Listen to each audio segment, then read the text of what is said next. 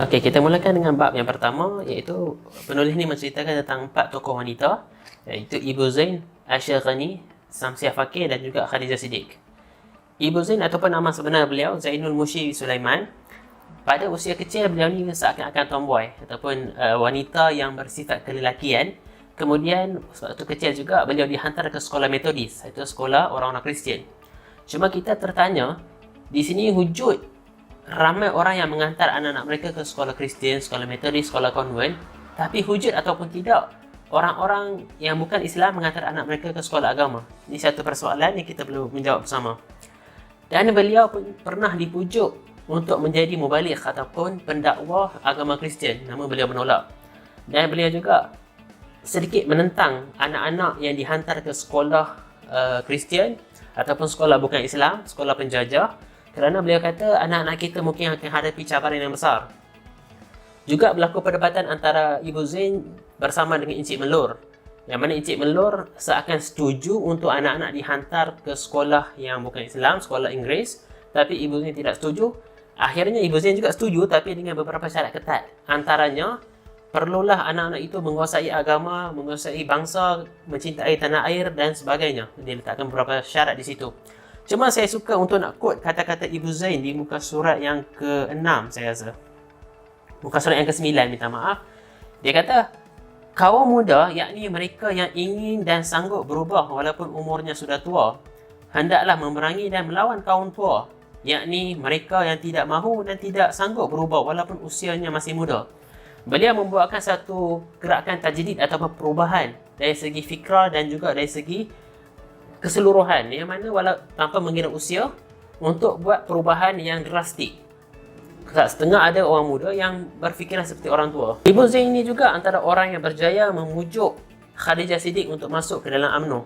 Siapa Khadijah Siddiq? Beliau pernah masuk UMNO dan keluar pada UMNO.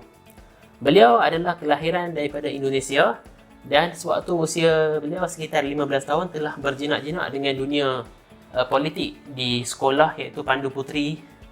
Namun para penjajah telah keluarkan beliau daripada sekolah kerana takut seorang anak gadis berusia belasan tahun ini lakukan apa-apa terhadap penjajah keluarkan dia daripada sekolah. Namun epilog beliau ataupun kehidupan beliau tidak putus asa di situ. Beliau terus mencuba dan memujuk sehingga beliau kembali bersekolah semula. Kerana usia yang agak sedikit tua berbanding dengan pelajar lain, beliau perlu mengambil ujian untuk memasuki sekolah tersebut. Beliau ni agak anti poligami dan kita boleh lihat beberapa plot dalam penulisan buku ini, yang mana penulis akan highlightkan perkara tentang anti poligami dekat sini. Khadijah Siddiq walaupun dia anti poligami, namun akhirnya beliau berkahwin dengan suami orang, iaitu berkahwin dengan orang Malaysia, dan tujuan perkahwinan beliau dikatakan untuk menyebarkan dakwah kepada wanita di Malaysia, memberikan semangat. Beliau juga pernah dipenjara ketika mengandung dan melahirkan anak di dalam penjara ini. Dan kata-kata beliau yang saya suka adalah pada muka surat 44. Itu di akhir mengenai cerita beliau, dia kata, mereka mengajar anak gadis kampung bagaimana membuat kek, sedangkan di kampung wang pun tidak cukup untuk membeli gula. Kita mengajar anak-anak kita membuat sesuatu yang mana kita nak dapatkan sumber dia suka. Jadi kita mengajar sesuatu yang agak sia-sia. So ini antara punca beliau datang untuk memberi perubahan kepada fikiran wanita yang ada dekat sini. Dan yang ketiga adalah Aisyah Ghani. Beliau pernah menjadi Menteri Kebajikan dan Masyarakat dekat Malaysia. Yang antara perkara yang banyak beliau lakukan adalah tentang poligami juga. Sebab tu saya kata penulis ni agak kerap meng-highlightkan perkara berkaitan dengan poligami. Beliau menjadi Menteri Kebajikan Malaysia pada tahun 1973 hingga 1984. Antara perkara yang beliau lakukan adalah memperketatkan syarat poligami.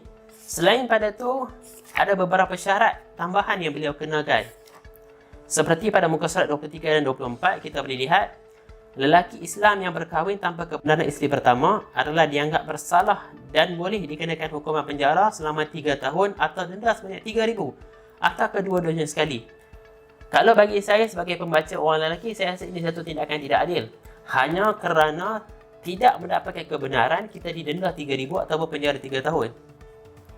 Pada poin yang ketiga, saya kata benda ini agar tidak tepat dan terkeluar daripada norma kebenaran, iaitu dia kata Suami yang menceraikan isteri tanpa kesalahan dimestikan memberi sagu hati sehingga bekas isterinya itu berkahwin lagi. Kalau membaca statement ni, saya kata saya lebih suka menjadi wanita daripada orang lelaki. Kita kahwin dengan satu orang, kita minta cerai, kita akan dapat sagu hati sampai kita berkahwin lagi. So, kahwin dengan orang yang kaya, kita mau cerai, kita akan dapat sagu hati sampai kita berkahwin. So, boleh duduk rumah dan goyang kaki. Selain daripada itu, kita dapat lihat dia bukannya mengangkat martabat wanita, tapi dia juga sedikit menjatuhkan martabat kaum lelaki. Walaupun beliau berjasa menukarkan nama sekolah seperti sekolah budak jahat kepada sekolah tunas harapan, dan juga sekolah pemulihan akhlak pada sekolah Seri Puteri. Tapi beliau mencadangkan, antara cadangan yang beliau kemukakan adalah supaya kaum lelaki-lelaki sudi mengambil mereka, yakni pelajar wanita daripada Seri Puteri sebagai isteri. Tapi beliau tidak mencadangkan cadangan yang sama kepada sekolah tunas harapan untuk para wanita menerima pelajar daripada sekolah itu sebagai suami. So, di sini kita nampak penindasan yang tidak sekata dekat sini. Kemudian yang terakhir kita ada Syamsiah Fakih. Syamsiah Fakih, saya terus kepada kata-kata beliau pada muka surat 33.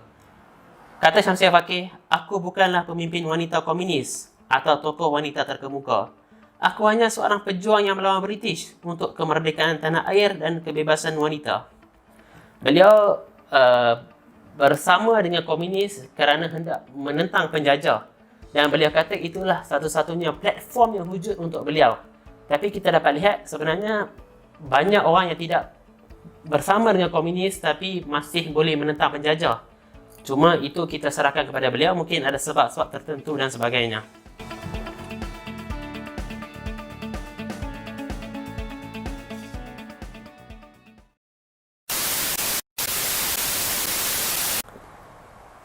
Okey, bab yang seterusnya adalah bab yang ketiga.